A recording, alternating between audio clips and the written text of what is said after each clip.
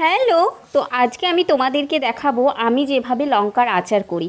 তো তোমরা আমার সঙ্গে দেখতে থাকো আমি লঙ্কার আচারটা করি কী করে। তো প্রথমেই লঙ্কাগুলোকে আমি 4 ফাঁক করে কেটে নিয়েছি। হ্যাঁ, মানে মাঝখান থেকে 4টে ফাঁক দিয়েছি। আর এইখানে আমি শুকনো খোলায় জিরে, গোলমরিচ, ধনে, মেথি আর হচ্ছে তেজপাতা, আর একটু কালো জিরে আর মৌরি, এইগুলো আমি সব হালকা করে রোস্ট করে নিয়েছি। তো তারপরে কি এই তো মিক্সিতে আমি পেস্ট করে নিচ্ছি, দেখতেই পাচ্ছ। মানে আমি লঙ্কার মশলাটা করে নিচ্ছি, এদিকে রেডি করছি। তারপরে যে মিক্সিতে মানে তোমার এটা হয়ে যাবে, তারপরে কিন্তু আমি এক সাইডে সেটা কিন্তু আমি রেখে দেব।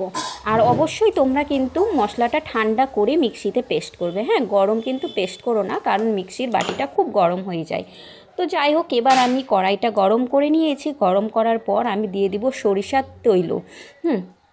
তো তারপরেই কিন্তু আমি দিয়ে দেওয়ার পরে এইটাকে কিন্তু বেশ আমি মানে জোরে আঁচ দিয়ে আমি কিন্তু তাতিয়ে নেব। দিয়ে যেই অনেকটা তেতে যাবে, তখন আমি কিন্তু দিয়ে দেবো একটু কালো জিরে। কালো জিরেটা তোমরা দিতেও পারো, নাও দিতে পারো, বাস আমার ভালো লাগে কালো জিরেটা। হ্যাঁ, তো কালো জিরেটা দেখো দিয়ে দিয়েছি। আর কড়াইটা কিন্তু আমার আগে তরকারি করেছি, তো ওই জন্য এরকম একটু মানে খারাপ হয়ে আছে।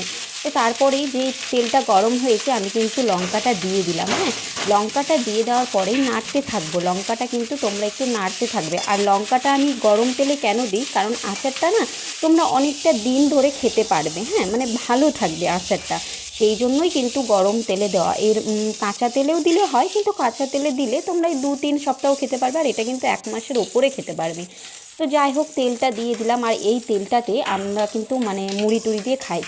তো তারপরে আমি মশলাটা কিন্তু দিয়ে দিলাম। জাস্ট মশলাটা একটু নাড়বো, কারণ এটা তো ভাজা মশলা, এটা কোনো আর মানে কোনো নাড়ার কোনো দরকার নেই। একটু জাস্ট নেড়েই আমি কিন্তু গ্যাসটা অফ করে দেব। গ্যাসটা অফ করে দেওয়ার আগেই আমি কিন্তু একটু লবণ দিয়ে দিলাম। মানে লঙ্কার আচারে তো একটু লবণ লাগবে, তোমরা যে যেমনভাবে লবণ খাও একটু লবণ দিয়ে দিবে। আমি একটু বেশিই দিলাম লবণটা। হ্যাঁ, তারপরে লবণটা দিয়ে দেওয়ার পরে আমি কিন্তু এইখানে না লেবু এখনও পাড়া হয়নি, আমার হাজব্যান্ড আসবে গাছ থেকে লেবু আনবে, তখন আমি লেবুর রসটা চিপে দিয়ে দেবো। তো আমার আচার কমপ্লিট। তো তোমাদের কেমন লাগলো অবশ্যই আমাকে কমেন্ট করে বলবে।